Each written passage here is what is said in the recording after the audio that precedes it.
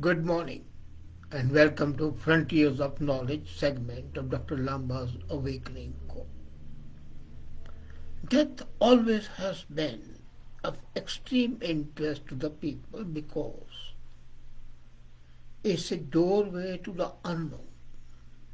People have always been thinking, how are the last moments of a human being? How does the brain function? There have been people who have been saying that they saw white light showing an entry into a different world. And people who have looked their mortality, who are in a deathbed and they came back from the near-death experience, often describe their near-death experience in a surprisingly similar terms. And these were vivid recollections of the memories, a series of standing outside of their body, bright lights, and a feeling of tranquility. While there is a plenty of anecdotal evidence from people who had near-death experience, there was really no data on what happens in the brain as the people transition into death, into the new world, into a new existence, what change takes place. However, under tragic circumstances, scientists have collected the first continuous data on the neural dynamics of the brain during death. This is the first time that the scientists have been able to see clearly how the brain functions near death. And it's been done in a number of cases. An 87-year-old patient developed seizures after receiving surgery, and he had fallen, so he needed surgery. Doctor used EEG to monitor his condition.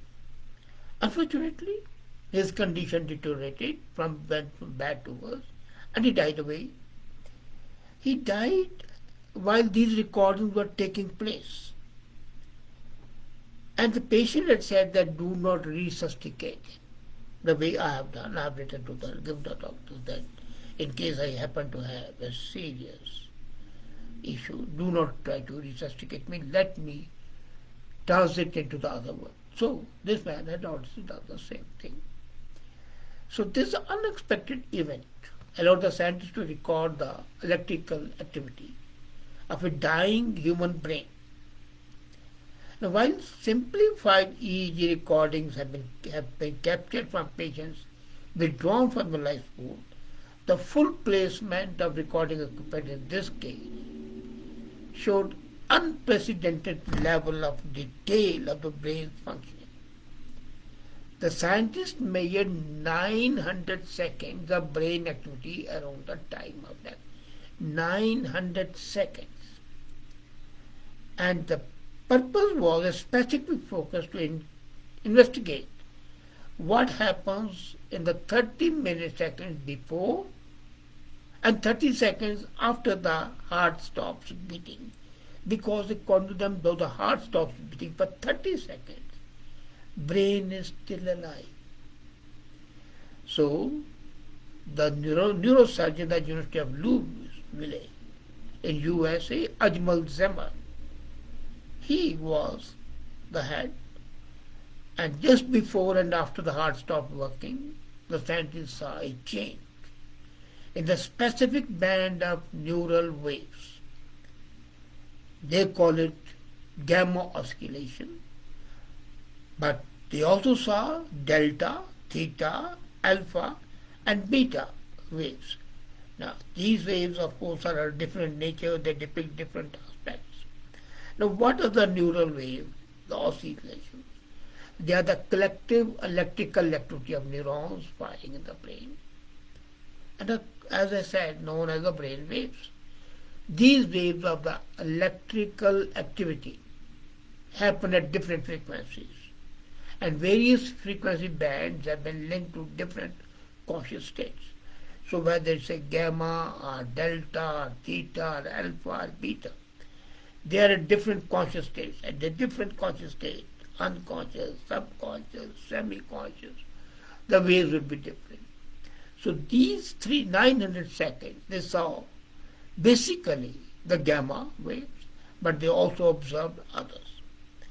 So the neuroscientists, watching this 87-year-old man slowly slip from life to death, they managed to associate different frequencies of brain waves, absolutely different, and they also tied it with the specific functions which included information processing, perception, consciousness, and memory during wakefulness, and the state of dreaming and meditation.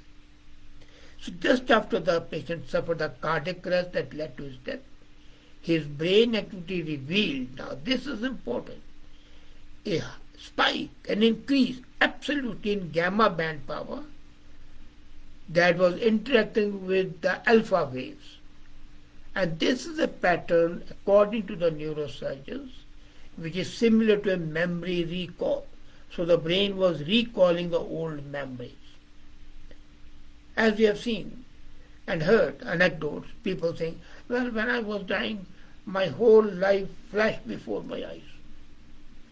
So this is exactly what was happening in this case. The alpha waves and the gamma waves interacting to show a pattern of a memory recall. Now, given the cross coupling between the alpha and the gamma activity, according to the neurosurgeons, is an activity involved in cognitive process and memory recall in healthy people. Even healthy people act like that. It is intriguing to speculate that such activity could support a last recall of life, and that takes place near the death state. So what we have been hearing, the anecdotes, there is a certain reality in there, but there are certain caveats. This has been done in one case. They say that the patient's brain was in a post-traumatic state that had suffered from bleeding, swelling, seizures.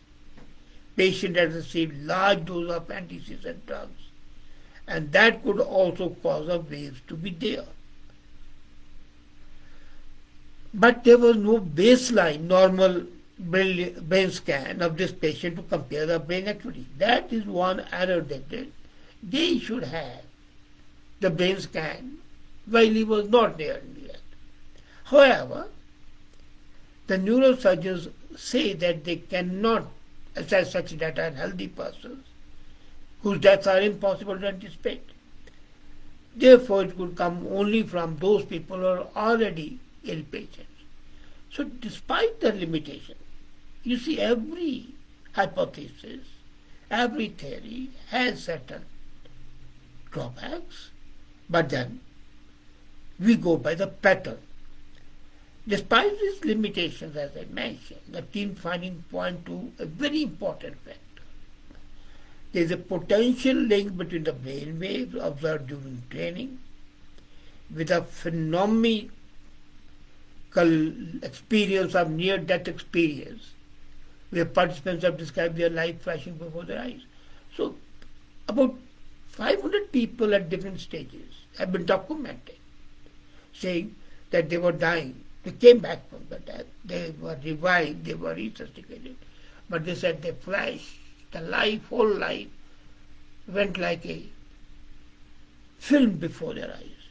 So those 500 documented cases have been now confirmed that there is a reality in saying that when you are nearing death, your past life, at least the major incidents of your life, are recalled. They flash upon you. And we know that the brain waves during memory retrieval point to evidence that brain may go through a stereotype activity pattern during death. So these findings are similar to alterations in neural activity that have been observed in rodents before their death. They have also seen the rat, the rodents. Experiments are done, they are the guinea pigs.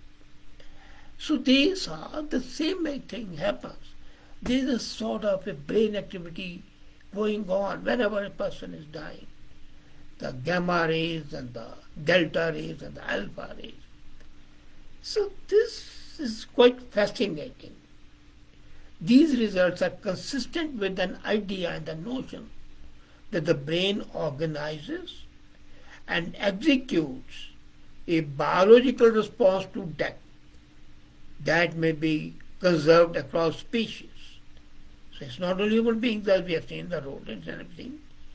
So all the species which are tied with their evolutionary lineage and a broadly similar neural structure have the same thing, that they have a film passing through their eyes.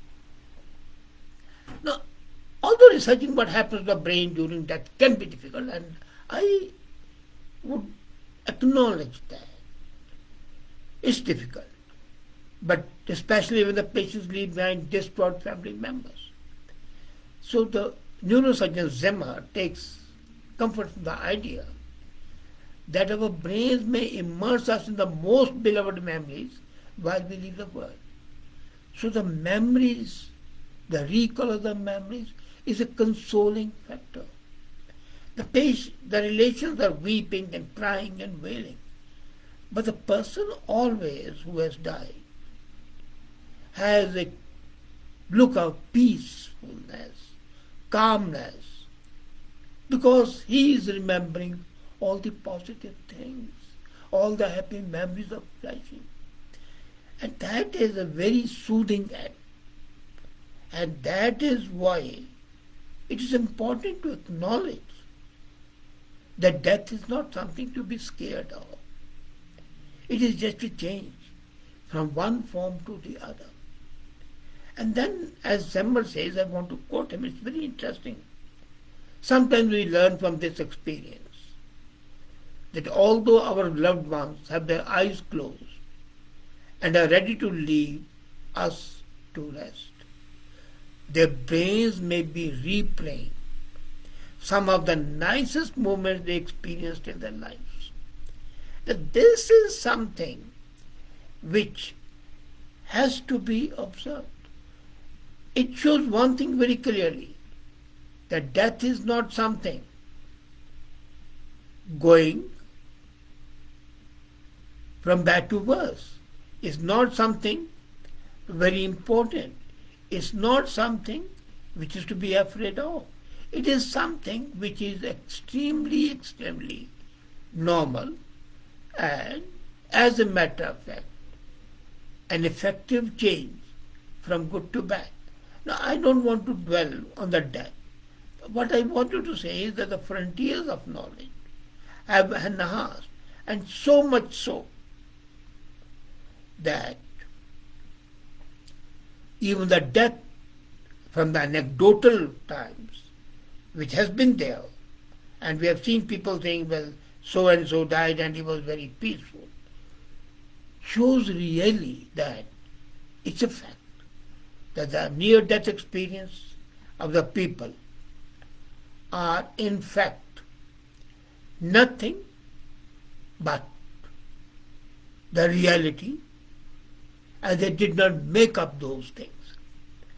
Now, with this, we were talking of the lifespan and death, but there's another thing which has developed. Now, this is nothing to do with the death experience. That people say they live long, and the people say they have lived for 200 years. But a study published in the Nature Communication, the researchers and the mathematical modeling has seen that the human lifespan has an absolute limit. And that absolute limit is 150 years. And no human being can cross that. They may be able to live between 120 to 150 years. And human body after 150 years would lose ability to recover from stresses like illness, even injury. And if the therapies are developed to extend the body's resilience, human beings can live up to 150. So The seniors today who think they are seniors have reached 65. If we can reach that level of 150, would be middle-aged. So the middle-age crisis would be hitting the people at the 70-year age or 75-year age rather than looking into the death. But coming back, death is definitely a change. And the near-death experience, as proven by the scientific research, shows that the people who are nearing death always have recollections that are happy, that are calming, and that are human. Thank you.